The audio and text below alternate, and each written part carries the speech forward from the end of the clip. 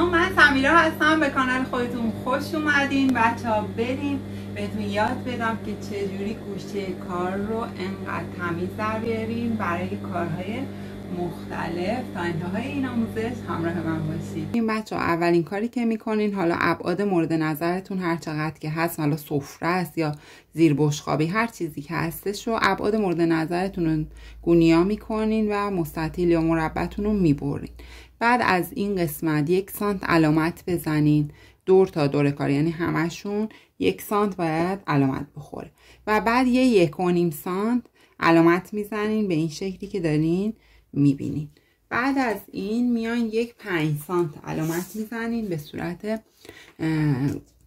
به این شکل 5 سانت علامت میزنین و 5 سانت هم از این سمت و این 2 تا نقطه رو به هم وصل میکنین. این 5 سانتی که علامت زدین رو به این شکل به هم وصل میکنه و این کار رو برای هر 4 طرف کار انجام میدین. همونطوری که میبینین من این 5 سانت رو 4 طرف کار علامت زدم. ببین 5 سانت از این پر، 5 سانت از این پر و این 2 نقطه رو به هم دیگه وصل میکنه. اینو 4 طرف کار انجام میدیم. حالا تو این مرحله این 1 سانتی که علامت زده بودیم 1 سانت اول رو میزنیم تو و روش رو اتو میکشیم. اتو بخار بدیم که کاملا بخوابه. به همین شکل هر 4 طرف کار رو اتو کاری میکنیم.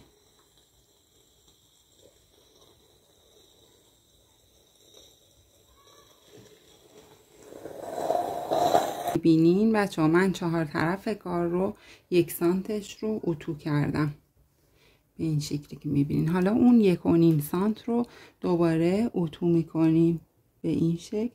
اون 1.5 سانت رو هم اتو بخار میگیریم. 4 طرف باز همین کار رو اونطوری که میبینین 4 طرف کار 1.5 سانت رو هم داخل زدیم بچه. حالا تو این مرحله این قسمت رو به این شکل باز میکنیم و اون خطوط 5 سانتی که علامت زده بودیم رو خطاش رو آروم انتقال میدیم به این شکل، انتقالشون میدیم. همین کار رو برای هر 4 طرف انجام میدیم به این صورت. به همین 4 طرف انتقال میدیم.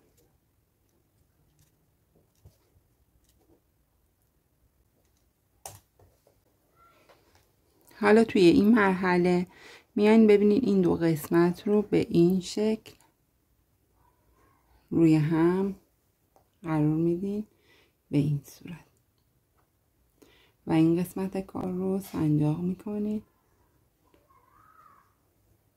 به این صورت. برای هر 4 طرف این کار رو انجام بدین و این خطا رو میدوزین به این صورت. با دوخته رفت و برگشت این قسمت کار رو میدوزیم. هر 4 طرف همین کار رو انجام میدیم که میبینین هر 4 طرف کار به این شکل دوخته شده. حالا بچه ها میاین تو این مرحله به این صورت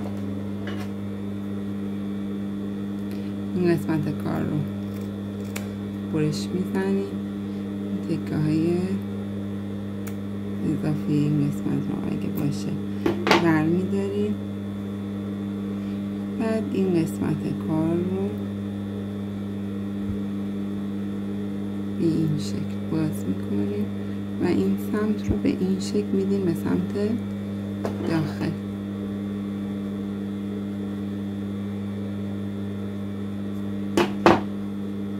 ببینید به این صورت هر 4 طرف کار رو به همین شکل انجام میدین. یه دونه دیگه منم براتون انجام میدم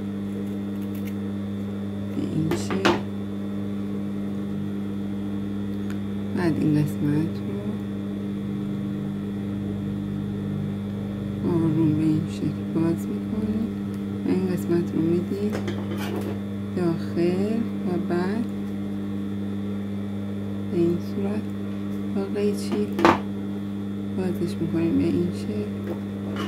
نخ اضافه رو میزنیم. ببینیم بچه ها 4 طرف کار باید به این شکل تمیز در بیاد. حالا یه اتوی دیگه کار رو میکنیم و میریم برای مرحله بعد که باید یه دوخت دوباره بزنیم. به همین شکل کار رو کامل اتو میکنیم. 4 طرف کار رو بچه همطوری که میبینین اتو کردیم. حالا 2 میل فاصله میدیم و این قسمت کار رو کامل میدوزیم.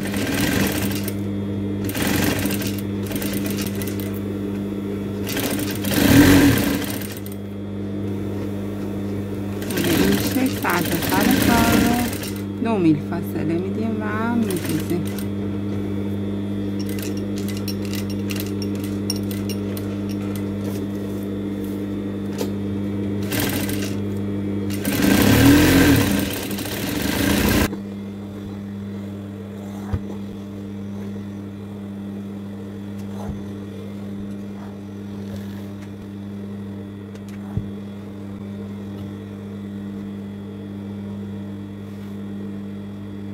مرسی که تا انتهای ویدیو همراه هم بودین. اگه دوست دارین که تکنیک‌های حیاتی من رو یاد بگیرین همین الان پیجم رو سابسکرایب کنین. دوستتون دارم.